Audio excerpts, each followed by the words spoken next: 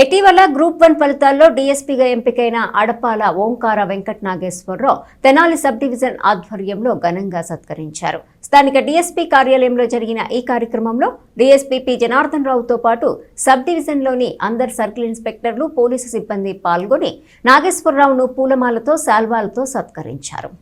ఈ సందర్భంగా డీఎస్పీ జనార్దన్ రావు మాట్లాడుతూ 3 సార్లు వెనకడుగు వేసిన పట్టుదలతో 4సారి సివిల్స్కు శిక్షణ పొంది డీఎస్పీగా ఎంపిక కావటం అతని పట్టుదలకు నిదర్శనమని అన్నారు.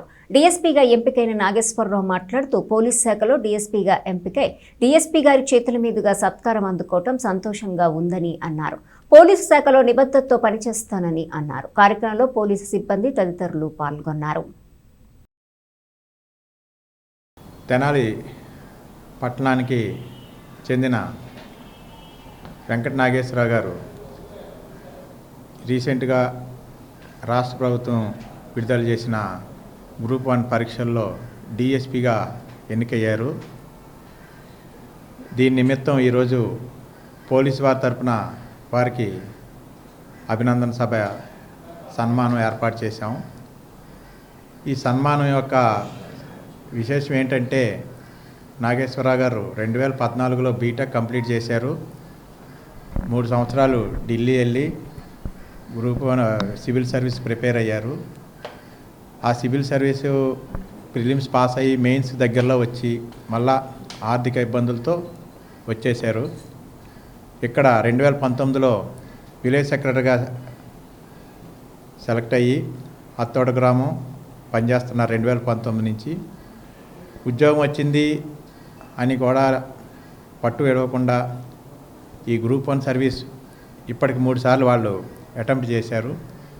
4వ ప్రయత్నంలో వారు డైరెక్ట్గా డిఎస్పిగా ఎన్నికయ్యారు. వారి పట్టుదలకి, క్రమశిక్షణకి, వారి కష్టానికి ఈ ఉద్యోగం ఒక అలంకారం. వారికి ఇది వని తెచ్చింది. దాని నిమిత్తం ఈరోజు పోలీస్ శాఖ తరఫున, తెనాలి సబ్ డివిజన్ తరఫున వారి భార్యాభర్తల్ని ఈయన ప్రయత్నానికి వెన్నుదన్నుగా ఉన్న వాళ్ళ నాన్నగారు కోటేశ్వరరావు గారిని సన్మానం చేయడం జరిగింది. అందరికీ నమస్కారం. నేను నాగేశ్వరరావుని. ఇటీవల రీసెంట్గా రిలీజ్ అయిన గ్రూప్ 1లో డిఎస్పీగా సెలెక్ట్ అయ్యాను. సో సార్ ఇన్విటేషన్ మేరకు ఇవాళ ఇట్లాగా ఈ డిఎస్పీ ఆఫీస్కి రావడం చాలా ఆనందంగా ఉంది. హోమ్ డిపార్ట్మెంట్ తరఫున సార్ పిలిచారు. సో నేను కూడా అదే డిపార్ట్మెంట్లోకి వెళ్ళటం చాలా శుభసూచకంగా ఇక్కడికి రావడం చాలా ఆనందకరంగా ఉంది. సారు ఎంతో నిజాయితీగా ఉన్నారని చెప్పి తెనాలి వాస్తవ్యులు కానీ అందరూ చెప్పుకుంటూ ఉంటారు. సో అదే బాటలో నేను కూడా నిలుస్తానని చెప్పి కోరుకుంటున్నాను.